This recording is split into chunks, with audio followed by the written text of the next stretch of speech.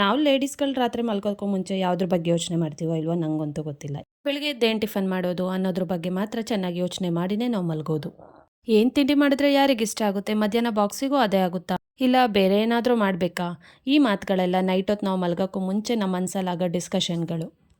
Anyways, welcome back to Madhumahi vlog. ಎಲ್ಲರೂ ಹೇಗಿದ್ದೀರಾ? ಚೆನ್ನಾಗಿದ್ದೀರಾ ಅಂತ ಅಂದ್ಕೊಳ್ತೀನಿ. ನಾನು ಕೂಡ ತುಂಬಾ ಚೆನ್ನಾಗಿದ್ದೀನಿ. ಇವತ್ತು ನಾನು ಆಲೂ ಪರೋಟ ರೆಸಿಪಿನ ಶೇರ್ ಮಾಡ್ತಾ ಇದ್ದೀನಿ. ಬನ್ನಿ ಹೇಗೆ ಮಾಡೋದಂತ ನೋಡ್ಕೊಂಡು ಬರೋಣ. ಮೊದಲನೇದಾಗಿ ಒಂದು ಕ್ಯಾಪ್ಸಿಕಮ್ನ ಸಣ್ಣ ಸಣ್ಣದಾಗಿ ಹೆಚ್ಕೊಂಡಿದ್ದೀನಿ. ಹಾಗೆ ಒಂದೆರಡು ಆಲೂಗೆಡ್ಡೆನ ಬೇಯಿಸ್ಬಿಟ್ಟು ಸಿಪ್ಪೆ ತೆಗ್ದು ತುರ್ಕೊಂಡು ಇಟ್ಕೊಂಡಿದ್ದೀನಿ. ಚಪಾತಿ ಹಿಟ್ಟು ಕಲಸಿಟ್ಟಿದ್ದೆ, ಅದನ್ನು ಲಟ್ಟಿಸ್ಕೊತಾ ಇದ್ದೀನಿ. ಅದು ಸ್ವಲ್ಪ ದಪ್ಪ ತಿಕ್ನೆಸ್ಸಲ್ಲೇ ಲಟ್ಟಿಸ್ಕೋಬೇಕು. ಅದು ಲಟ್ಟಿಸ್ಕೊಂಡಾದ್ಮೇಲೆ ಅದ್ರ ಮೇಲೆ ಗ್ರೀನ್ ಚಿಲ್ಲಿ ಸಾಸ್ನ ಆ್ಯಡ್ ಮಾಡ್ತಾ ಇದ್ದೀನಿ. ಅದು ನೀಟಾಗಿ ಸುತ್ತಲೂ ಸ್ಪ್ರೆಡ್ ಮಾಡ್ಕೋಬೇಕು. ಅದು ನೀಟಾಗಿ ಸುತ್ತಲೂ ಸ್ಪ್ರೆಡ್ ಮಾಡಾದಮೇಲೆ ಅದ್ರ ಮೇಲೆ 1 ಟೇಬಲ್ ಸ್ಪೂನ್ ಆಗೋಷ್ಟು ಮಯೋನಿ ಸಾಸ್ನು ಕೂಡ ಆ್ಯಡ್ ಮಾಡ್ಕೊತಾ ಇದ್ದೀನಿ. ಆ ಮಯೋನಿ ಸಾಸ್ನು ಕೂಡ ನೀಟಾಗಿ ಸ್ಪ್ರೆಡ್ ಮಾಡ್ಕೋಬೇಕು. ಈ ಸಾಸ್ಗಳೇನಿದೆ ಅದು ಹೋಮ್ ಮೇಡ್ ಸಾಸೇನೆ. ಇದ್ರ ಬಗ್ಗೆ ಡೀಟೇಲ್ಸ್ ಏನಾದರೂ ಬೇಕಾದರೆ ಯೂಟ್ಯೂಬ್ ವೀಡಿಯೋಸಲ್ಲಿ ಅಪ್ಲೋಡ್ ಆಗಿದೆ, ಲಾಸ್ಟ್ ವೀಡಿಯೋಸಲ್ಲಿ ಹೋಗಿ ಚೆಕ್ ಮಾಡಿ. ಹಾಗೆ ಈ ಸಾಸು ನೀಟಾಗಿ ಸ್ಪ್ರೆಡ್ ಆದಮೇಲೆ ಸುತ್ತಲೂ ಇದ್ರ ಮೇಲೆ ಪೊಟ್ಯಾಟೊ ಏನು ತುರ್ಕೊಂಡಿದ್ದೋ ನಾವು ಆ ಪೊಟ್ಯಾಟೊನ ಆ್ಯಡ್ ಮಾಡ್ಕೊಳ್ಳೋಣ. ಆಲೂಗೆಡ್ಡೆನ ಬೇಯಿಸ್ಬಿಟ್ಟು ಸ್ಮ್ಯಾಶ್ ಮಾಡೋದಕ್ಕಿಂತ ಈ ಥರ ಬೇಯಿಸಿ ತುರ್ಕೊಂಡ್ರೆ ತುಂಬ ಚೆನ್ನಾಗಿ ಬರುತ್ತೆ. ಅದ್ರ ಜೊತೆ ಸಣ್ಣ ಸಣ್ಣದಾಗಿ ಹೆಚ್ಚಿರೋಂಥ ಕ್ಯಾಪ್ಸಿಕಮ್ ಕೂಡ ಆ್ಯಡ್ ಮಾಡ್ಕೊತಾ ಇದ್ದೀನಿ. ಹಾಗೆ ಇನ್ನೂ ನನ್ನ ಚಾನಲ್ನ ಯಾರ್ಯಾರು ಸಬ್ಸ್ಕ್ರೈಬ್ ಮಾಡಿಲ್ಲ ಪ್ಲೀಸ್ ಸಬ್ಸ್ಕ್ರೈಬ್ ಮಾಡ್ಕೊಳ್ಳಿ. ಇದಿಷ್ಟು ಆ್ಯಡ್ ಆದಮೇಲೆ ಅದ್ರ ಮೇಲೆ ಸ್ವಲ್ಪ ಆನಿಯನ್ನ ಆ್ಯಡ್ ಮಾಡ್ಕೊತಾ ಇದ್ದೀನಿ.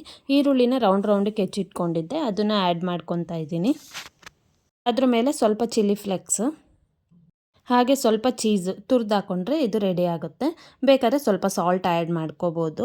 ಆಲ್ರೆಡಿ ನಾವು ಚಪಾತಿ ಹಿಟ್ಟಿಗೆ ಮತ್ತು ಪೊಟ್ಯಾಟೊ ಬೇಯಿಸೋದಕ್ಕೆಲ್ಲ ಸಾಲ್ಟ್ ಹಾಕಿರ್ತೀವಿ. ಬೇಕಂದವರು ಇನ್ನೊಂದು ಸ್ವಲ್ಪ ಆ್ಯಡ್ ಮಾಡ್ಕೋಬೋದು ಇದ್ರ ಮೇಲೇ. ಇಷ್ಟು ರೆಡಿ ಆದಮೇಲೆ ಇದ್ರ ಮೇಲೆ ಒಂದು ಕವರಿಂಗ್ ರೆಡಿ ಮಾಡ್ಕೋಬೇಕಾಗತ್ತೆ. ಹಿಟ್ಟನ್ನ ಸ್ವಲ್ಪ ತಿಕ್ನೆಸ್ಸಲ್ಲೇ ಲಟ್ಟಿಸ್ಕೊಂಡು ಅದ್ರ ಮೇಲೆ ಸಾಸ್ನ ಆ್ಯಡ್ ಮಾಡ್ಕೊತಾ ಇದ್ದೀನಿ. ಪೊಟ್ಯಾಟೊನ ನಾವು ಸ್ವಲ್ಪ ಅಡುಗೆಲೆಲ್ಲ ಜಾಸ್ತಿ ಯೂಸ್ ಮಾಡೋದ್ರಿಂದ BP ಕಂಟ್ರೋಲ್ ಆಗುತ್ತೆ. ಹಾಗೆ ವೆಯ್ಟ್ ಗೈನ್ ಆಗೋಕ್ಕೂ ಹೆಲ್ಪ್ ಆಗುತ್ತೆ. ಮಕ್ಕಳಿಗೆಲ್ಲ ಸ್ವಲ್ಪ ದಪ್ಪ ಆಗಬೇಕು, ಮಕ್ಕಳನ್ನ ದಪ್ಪ ಮಾಡಬೇಕು ಅಂತ ಇರೋರು ಈ ಪೊಟ್ಯಾಟೊನ ಕೊಟ್ಟರೆ ಆಯಿತು, ಸ್ವಲ್ಪ ವೆಯ್ಟ್ ಗೇನ್ ಆಗ್ತಾರೆ. ಪೊಟ್ಯಾಷಿಯಮ್ಮು, ಕ್ಯಾಲ್ಶಿಯಮ್ಮು ಹಾಗೆ ಜೀರ್ಣಕ್ರಿಯೆ ಕೂಡ ಚೆನ್ನಾಗಿ ಆಗೋದ್ರಿಂದ ಮಕ್ಕಳಿಗೆಲ್ಲ ಇದನ್ನು ಜಾಸ್ತಿನೇ ಕೊಡ್ಬೋದು, ಏನು ತೊಂದರೆ ಆಗೋದಿಲ್ಲ. ಈಗ ಇದಕ್ಕೂ ಸಾಸೆಲ್ಲ ಆ್ಯಡ್ ಮಾಡಾಗಿದೆ. ಆವಾಗಲೇ ಪೊಟ್ಯಾಟೊ ಹಾಕಿ ಏನು ರೆಡಿ ಮಾಡ್ಕೊಂಡಿದ್ದೋ ಅದ್ರ ಮೇಲೆ ನೀಟಾಗಿ ಕವರಿಂಗ್ ಕೊಟ್ಕೊತಾ ಇದ್ದೀನಿ. ಇದು ಸೈಡ್ಸ್ ಎಲ್ಲ ನೀಟಾಗಿ ಕ್ಲೋಸ್ ಮಾಡಬೇಕು, ಇಲ್ಲಾಂದರೆ ಓಪನ್ ಆಗಿಬಿಡತ್ತೆ ಬೇಯಿಸ್ಬೇಕಾದ್ರೆ. ಸುತ್ತ ನೀಟಾಗಿ ಕ್ಲೋಸ್ ಮಾಡ್ಕೋಬೇಕು. ಇದು ನೀಟಾಗಿ ಕ್ಲೋಸ್ ಆದಮೇಲೆ ಒಂದು ಪ್ಯಾನಿಗೆ 2 ಟೇಬಲ್ ಸ್ಪೂನ್ ಆಗೋಷ್ಟು ಆಯಿಲ್ ಆ್ಯಡ್ ಮಾಡಿಕೊಂಡು ಕಾಯಕ್ಕೆ ಇಟ್ಕೊಂಡಿದ್ದೀನಿ. ಆದಷ್ಟು ಕಮ್ಮಿ ಹುರಿ ಕೊಟ್ಕೊಂಡೆ ನಾವು ಬೇಯಿಸ್ಕೋಬೇಕು, ಇಲ್ಲ ಹಬೆಲಿ ಬೇಯಿಸಿದ್ರೂ ಆಗುತ್ತೆ.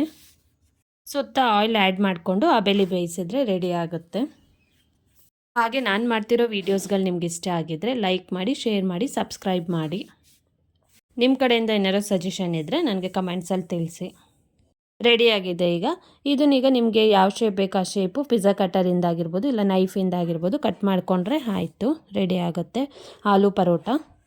ನೋಡಿ ಎಷ್ಟು ಚೆನ್ನಾಗಿ ಬಂದಿದೆ. ಮೇಲೆಲ್ಲ ಕ್ರಿಸ್ಪಿಯಾಗಿ ಮತ್ತು ಒಳಗಡೆ ಸ್ವಲ್ಪ ಚೀಸ್ ಆ್ಯಡ್ ಮಾಡಿರೋದ್ರಿಂದ ಕ್ರೀಮಿಯಾಗಿ ಬಂದಿದೆ. ತುಂಬಾ ಟೇಸ್ಟಿಯಾಗಿ ಚೆನ್ನಾಗಿರುತ್ತೆ. ಮಕ್ಕಳೆಲ್ಲ ತುಂಬಾ ಇಷ್ಟಪಟ್ಟು ತಿಂತಾರೆ. ಒಂದು ಸಾರಿ ಟ್ರೈ ಮಾಡಿ ನೋಡಿ ನೀವು. ಇಲ್ಲಿಗೆ ನನ್ನ ಇವತ್ತಿನ ವ್ಲಾಗ್ನ ಮುಗಿಸ್ತಾ ಇದ್ದೀನಿ. Thank you for watching. Next ವಿಡಿಯೋದಲ್ಲಿ ಮೀಟ್ ಆಗೋಣ ಅಂತ ಹೇಳ್ತಾ see you the next vlog. Bye.